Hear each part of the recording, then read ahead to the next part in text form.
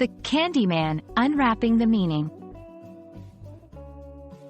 Hello dear viewers. Today, we're going to delve into the English language and understand the phrase, Candyman. If you've ever wondered what it means or how to use it, you're in the right place. The term, Candyman, can be broken down into two words, candy and man. Candy, a sweet treat, often given to children or eaten as a snack.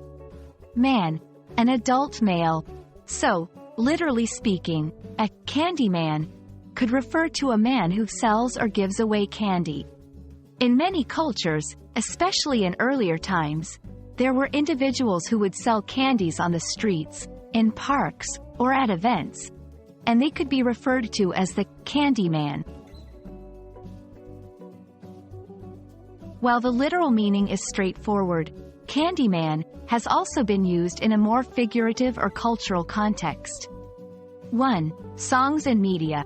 There have been songs titled Candyman, where the term might not necessarily refer to someone who sells candy. Instead, it can imply someone who brings joy, happiness, or someone who is sweet in nature. 2. Slang.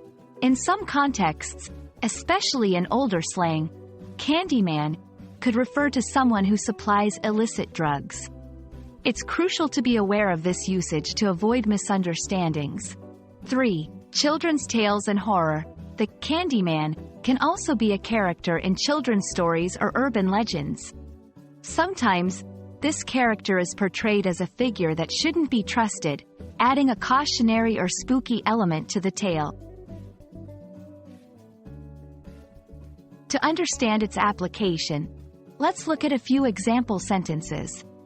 1. Literal usage. The Candyman in the park has a variety of sweets for sale. 2. Figurative usage. Positive.